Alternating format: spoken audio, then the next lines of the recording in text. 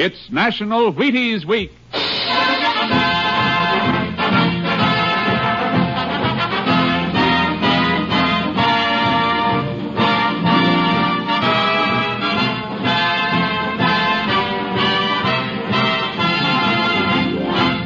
Yes, it's National Wheaties Week, and Wheaties present Joel McCrea in Tales of the Texas Rangers. On stage tonight, transcribed from Hollywood, another in the Wheaties big parade of exciting half-hour presentations.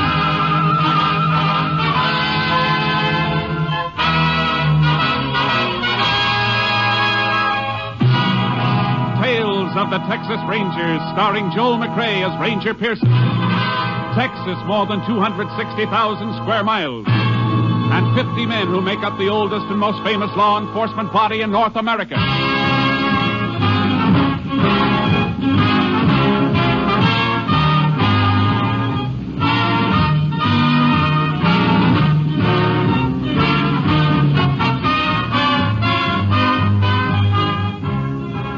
From the files of the Texas Rangers come these stories based on fact. Only names, dates, and places are fictitious for obvious reasons. The events themselves are a matter of record.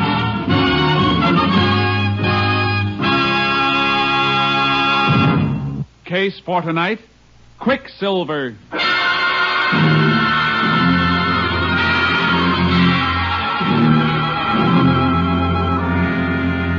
At 11:30 on the night of May 22nd, 1947, the Stockholm Ranch, located in the middle of Carson County, Texas, was darkened for the night when the occupants were awakened by the barking of a dog.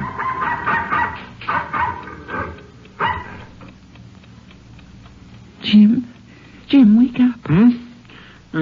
What's the matter, Flo? You hear Jeep bark? Oh, kinda. I was half asleep. It's funny. He barked and then shut up real fast. He might have took off after something. He'd have kept on barking then. It sounded like he was... Be quiet a second. See? Don't hear him anymore. Yeah. What are you going to do? Gonna take a look, see. It ain't like Jeep to bark at nothing, then shut up. Jim. What's the matter? Jim, somebody came in the house. Oh, you probably just heard the kid tossing in his sleep. No, I got a funny feeling. All right, I'll put on a light and have a look. I'm coming along. I want to go and see if anything...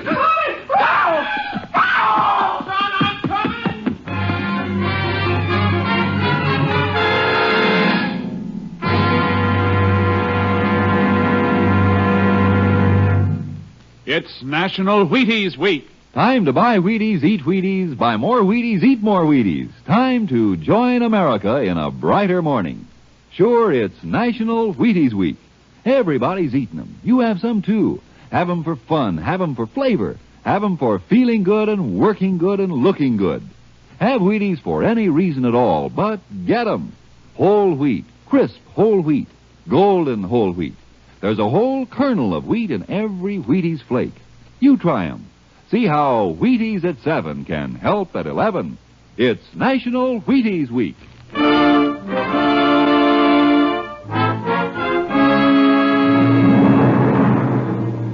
On May 29th, 1947, the bodies of Jim and Flo Stockholm and their 10-year-old son, Carl, were discovered by a playmate of Carl's. Sheriff Lockins notified the Texas Rangers, and Ranger Jace Pearson was assigned to the case. Place is just like it was, Jace, excepting for the bodies.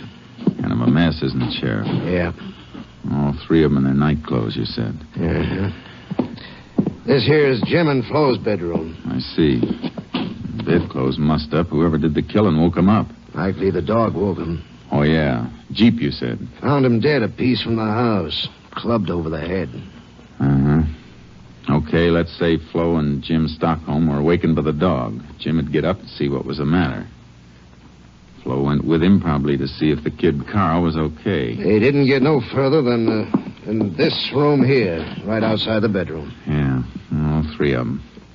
Funny Jim Stockholm didn't have a gun. Yeah, if he thought somebody was in a house or prowling around outside, he'd have grabbed his gun. Unless something stopped him.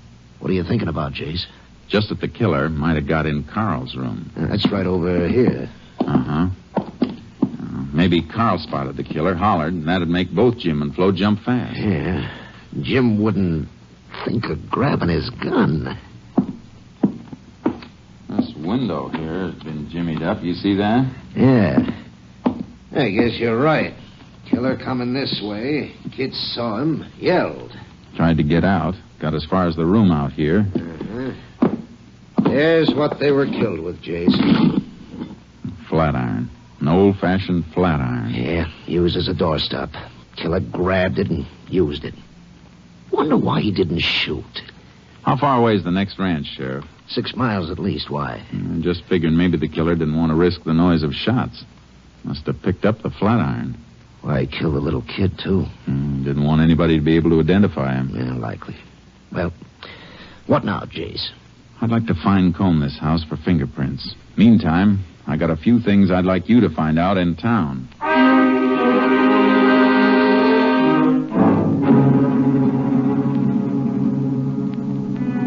There were no fingerprints anywhere, except those we knew were of the murdered people.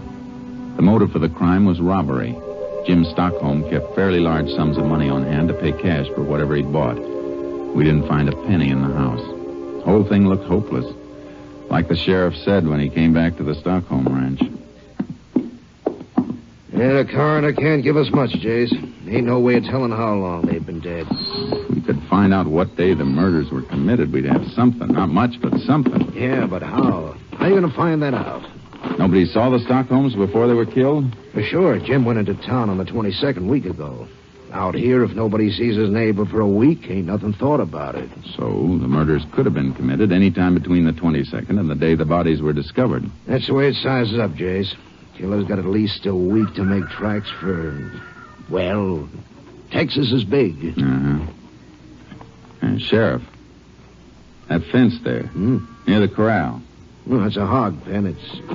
Hey, the hogs are gone. Yeah, busted through. Come on. I never noticed it before. Never thought about looking for the hogs. Who would? Well, look here, Sheriff, where the fence is busted through. Look at these. Here. Hog bristles. Lots of them. Caught on the broken part of the rail. Hogs broke out and pushed through here. Yeah, but look at here, Jace. What's it got to do with what we're after? What made these hogs go wild and break out? It's my guess they got awful hungry. Sure. And went looking for something to eat. Come on. We're going to the barn and take a look at the hog feed. Then we're going into town.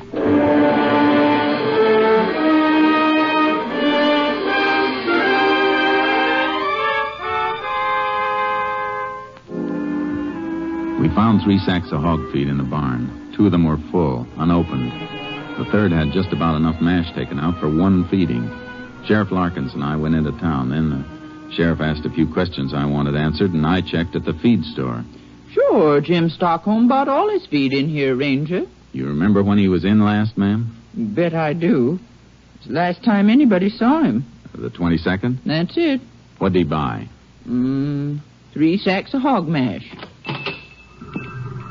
Yeah, got all the information you wanted, Jace. Thanks, Sheriff.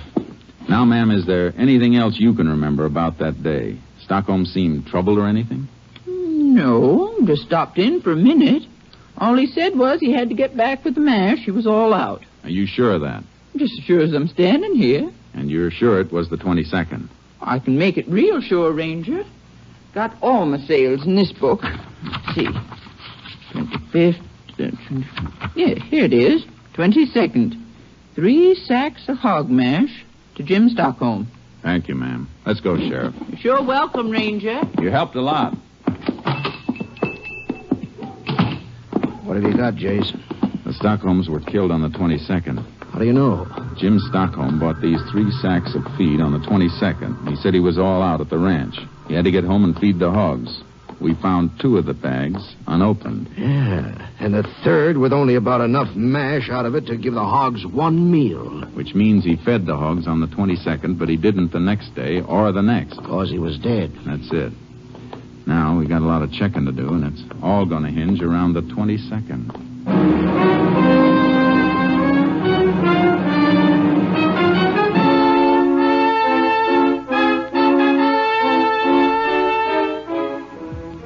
We questioned everybody, but it all added up to a big round 0. Everybody knew Jim Stockholm and liked him. He didn't have an enemy. Everyone we questioned could account for his time on the 22nd. Nobody'd seen a stranger in town. So I played a hunch. Sheriff Larkins and I rode over to the Stockholm Ranch trying to pick up anything. Then about 8 miles north of the ranch, we got a break. Hey, Chase! Chase! Yeah, Sheriff? Here, will you? What do you got, Sheriff? I don't know. Looks like ashes. Empty bean can there, too. Uh-huh. Looks like somebody cooked himself a meal here. Horses' tracks around here, too. One horse. Yeah. Looks like they might be about a week old. Might not mean a thing, Chase. Could be anybody's horse. Sure could, but nobody in town saw a stranger. Little town like that, people notice a stranger right away. But if a man came riding from this direction, chances are nobody'd see him. Still could be anybody. I know. Well, I'm going to take a real close look. Okay, I'll cover this part. Good. Sheriff, come here. Get something? I think so. Look. Tied his horse to this mesquite. See? The horse stood here, a piece of mesquite broken off. Oh, and here's something else. Take a look. Dirt. Just ordinary earth. Take a good look. It's different from the earth around here. It sure is. Different color and different texture. Sheriff, I got a hunch this dirt scraped off a boot when he got back in the saddle. Scraped off by a stirrup. Yeah, here's a bigger hunk of it. Yeah, reddish color.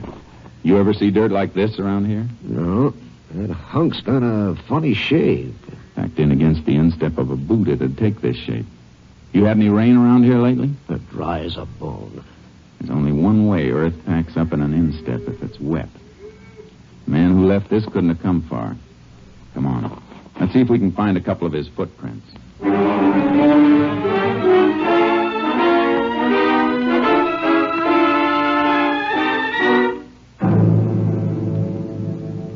We picked up a few prints. I took their measurements. Then we went back into town. I asked some more questions. Meantime, I sent the earth samples to the lab for analysis. And by the time I got back to my headquarters, Captain Stinson had the report. Looks like this earth came from southwest Wheeler County, Jace. At least the lab thinks so. Wheeler County southwest. Well, it kind of fits, Captain. Fits what? That part of Wheeler County is not far from Stockholm Ranch. No, it isn't. Just about as far as it'd take wet earth to dry out and get hard enough to scrape off a man's boot. Yeah, I see. What else you got? A few horsehairs I picked off the mesquite bush. Looks like the fellow was riding a sorrel. And something else. Plaster casts of his boot prints. Mm-hmm. It's a pretty big boot. Big man. Maybe 6'2" or 3. You're right. But there are no fingerprints. There's no real evidence. This fellow whose boot prints you got, he might have been anybody. Might never have gone near the Stockholm Ranch. Yeah, I know that, Captain. You didn't pick up any of his boot prints around the house, did you? No, place was pretty messed up. A lot of people got there before I did. Yeah, that's one break a criminal always gets. If only people'd stay away. If only they'd have enough sense to realize. Sure, but they don't. They don't mean any harm, though. Okay, what's next? Look for a man 6'2" or 3 riding a sorrel? I'd like to, Captain. Starting where? Well, Texas, I guess.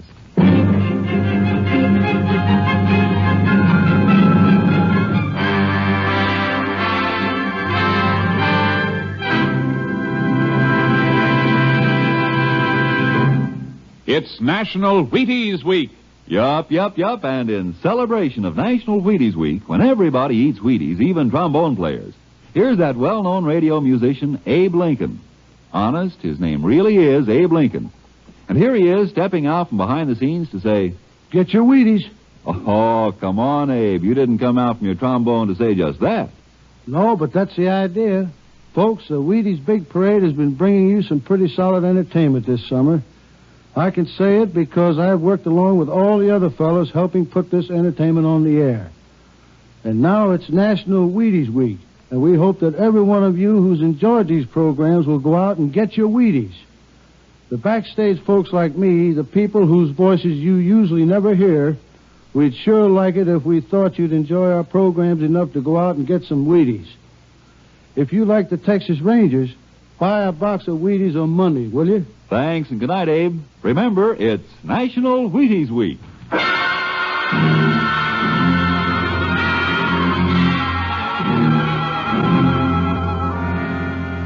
kicked around for a few days, covering all the ground I could between the Stockholm Ranch and Wheeler County, and then I reported back to Captain Stinson. Kind of picked up something interesting, Captain. Like what, Jace? Weather reports. Here's a map of Wheeler County. The places I've marked in red had rain within the last 3 weeks. Oh? Well, what about it? Well, this place. Right here. The only spot of the marked places that'll show the same kind of earth we had analyzed. I checked. Mm-hmm. So it's narrowed down to that. But you can't arrest a man just because he happened to be in a place where it rained. I know I'm working on a shoestring, but there's no other lead, nothing. Might be I'll hit a stone wall or pick up some poke who just happened to pass through the spot where we found the prints of Earth, but it's a chance, Cap, the only one. Well, suppose you chase down that lead in Wheeler County and your man's gone. Oh, I don't expect to find him there. He left there and landed at Stockholm Ranch, maybe. And left no fingerprints. There's not a single piece of evidence. It's still the only lead. You want to stick to Wheeler County, huh? That's about it, Captain. Maybe pick up a description of a possible suspect. Well, where'll you start? Well, here's what I think. The man we're looking for is a drifter. Maybe a poke that picks up work here and there where he can get it. The fact that he ate a can of beans and cooked it himself means he didn't have a nickel to buy a decent meal, even though he was near a town. That kind's usually a drifter. Made a buck here and a nickel there. You see what I mean? All right, Jace. Play the hunch. But if the lead peters out... I'm hoping it won't. See you later. Now, you keep in touch. Yeah. Radio or phone. So long.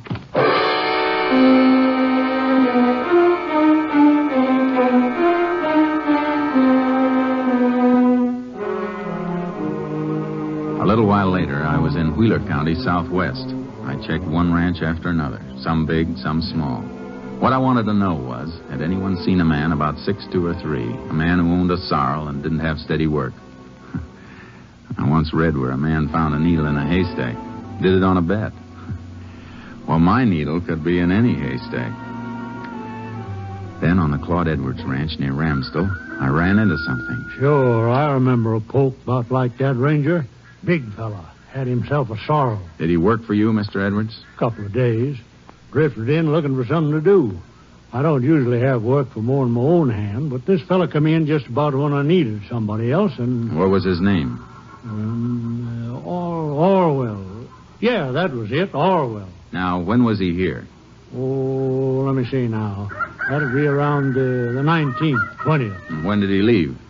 He do something, Ranger? I don't know, Mr. Edwards, but I'd sure like to hear everything you know about him. Well, he worked for a couple of days, then come in and asked him for his pay. That was maybe the 22nd. Are you sure? Pretty darn sure. It's awful important. All right, I'm sure. We had a spell of rain about then. I had him mend the roof. He didn't like it none. Did he say where he was going? Anything at all? Didn't say, and I didn't ask. Just handed him his pay. Saw him in town later, dropping it in a card game. Then he lit out. All right. Now I want the best description of him you can possibly give me. Everything you can remember. What he looked like, how he talked, acted. I'll try, Ranger. But how you going about finding him? By now, he might be clear into Mexico. Any place. I'm going to do my best, Mr. Edwards. And I'm not sure that's going to be enough.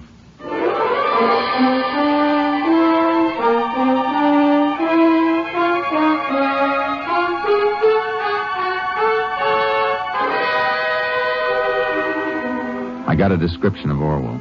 6'2", dark hair, rode a sorrel, tight-lipped and not too easy to get along with, black mustache. Funny how little that people notice things unless it's something they really want to see. What description we had was sent out. 50 false leads came through, 100. But every once in a while, one came through that matched something else. Captain Stinson and I talked it over. Well, maybe it is something, Jace. Look. 100 different leads, but there's one that shows up every so often. This one. Same description. Drifter, gambles a lot, had a dozen different jobs. Well, there's something else, Jace. Now, look at the pattern here. Yeah, I am. This one keeps moving southwest, always away. The others jump around. The last report came from San Carlo 2 days ago. Mm-hmm. I'd like to mosey into San Carlo and see if I can pick up anything from there. I figure this Orwell's moving slow. He's counting on being safe by now. Well, what if you find him? There's still not much evidence. We'd have to get a confession out of him. Nothing we've got will stick in a court. I got an idea about that. Let me try it, Captain.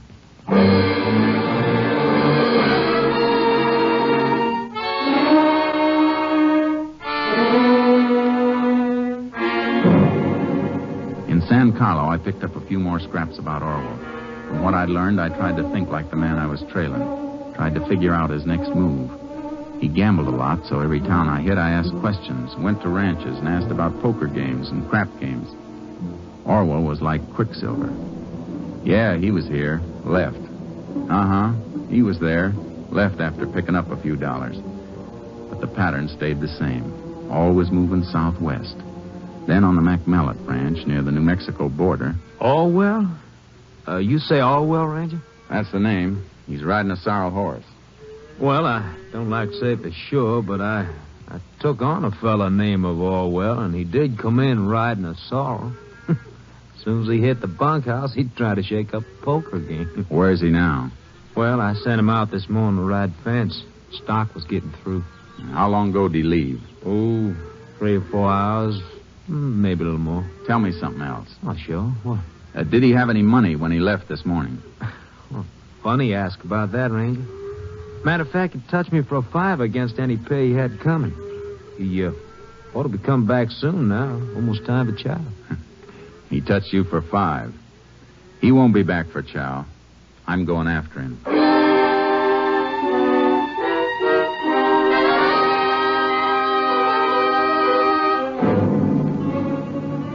I followed the fence rider's trail. It was well into the afternoon when I spotted a rider up ahead. I took off my badge and stuck it in my pocket, put my guns in my waistband under my jacket, and caught up with him.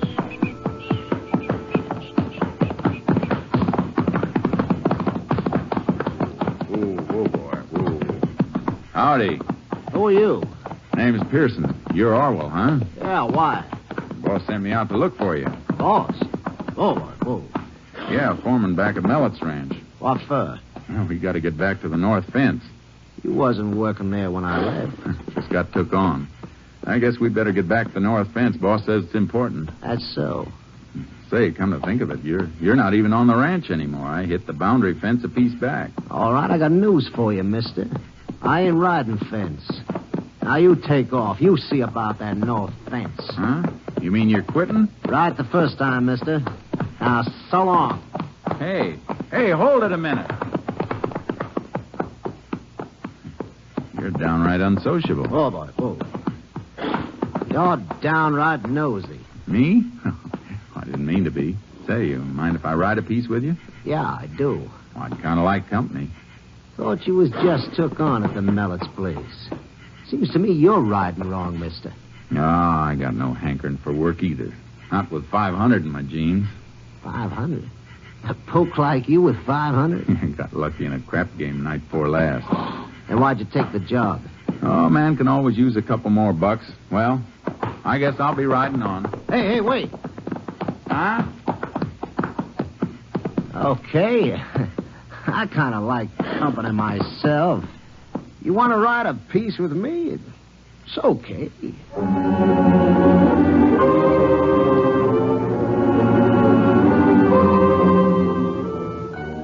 We rode on the rest of the day, and I found out Orwell was planning to head into Mexico. We bedded down early. And along toward midnight, when Orwell thought I was asleep, he raised up and moved toward me.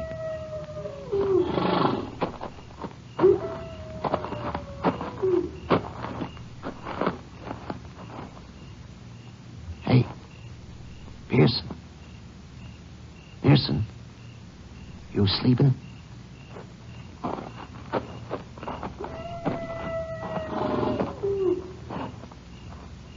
Something you want in my saddlebag, Orwell? I thought you were sleeping. No. Don't reach for it, Orwell. I'll blow your head off.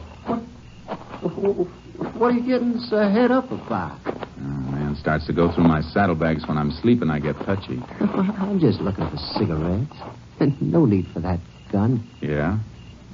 Sure. Wasn't looking for 500, were you? You call me a crook? You name it, Orwell. You are touchy. Okay. Put that gun away, Pearson. You're acting like a kid. I tell you, I was just looking for cigarettes. Sure. Guess I did maybe bust a strap. Okay, bring that saddlebag. Cigarettes are in it. Yeah, sure. Left or right one? All right. There you are. You open it this time. Hey, what you got in there? Stuff. Okay. Cigarettes are wrapped up in that piece of blanket. Help yourself. Well, thanks. Cigarettes in here? Feels like a ton of iron. Could be. Whee! Anything wrong, Orwell? It's a flat iron. Uh-huh. Funny thing to be carrying around. Why? I knew a man once carried around a cow skull tied to his saddle horn. Why are you carrying this? Dunno. Why are you asking? Who are you? I told you. Name's Pearson. Jace Pearson. Cigarettes are there. Help yourself. I don't want any.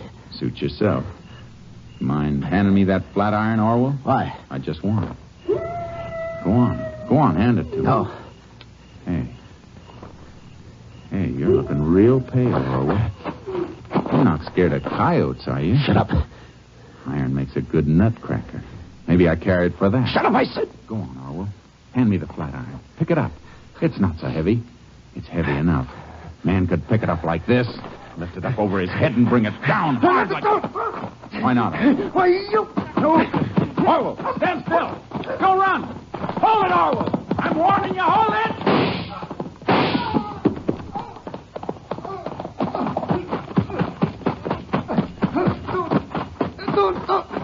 Don't shoot again. Unless I have to. Who are you? Pearson. Texas Rangers.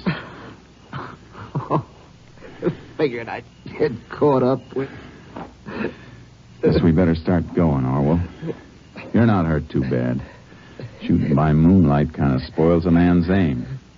Come on, let's go.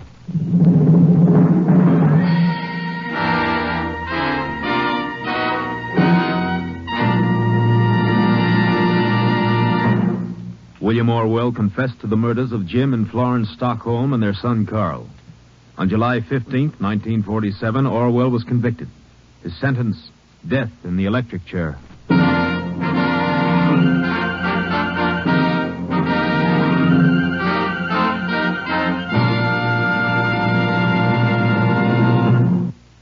Joel McRae, your Texas Ranger, has asked me to ask you to have some Wheaties. Yes, have some Wheaties because it's National Wheaties Week.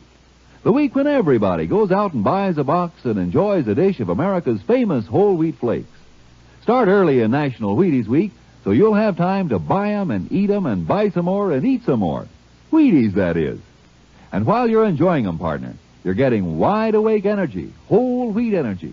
There's a whole kernel of wheat in every Wheaties flake. Begin a better breakfast with Wheaties and see if you don't find yourself striding high, wide, and handsome right through the morning. Rangers can ride better, salesmen can sell better, plumbers can plumb better with a better breakfast. Milk and fruit and Wheaties. Get yours. Breakfast of champions. It's National Wheaties Week. Next week, Joel McRae in another authentic reenactment of a case from the files of the Texas Rangers.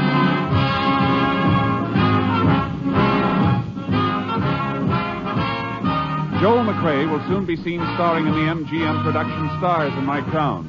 Tonight's cast included Tony Barrett, D.J. Thompson, Byron Kane, Lou Krugman, and Russell Simpson. This story was transcribed and adapted by Russell Hughes, and the program was produced and directed by Stacy Keith. Hal Gibney speaking. And this is the Wheaties man, Frank Martin, inviting you to listen on Tuesday night to the Penny Singleton Show on the Wheaties Big Parade. See you then. Remember, it's National Wheaties Week. Come on, everybody, to the Wheaties party. Eat a lot of Wheaties like the champions do. Dance together, cheek to cheek. This is National Wheaties Week. Eat a lot of Wheaties like the champions do. Wheaties, a breakfast of champions. Tomorrow, Sigmund Romberg conducts the Summer Symphony on NBC.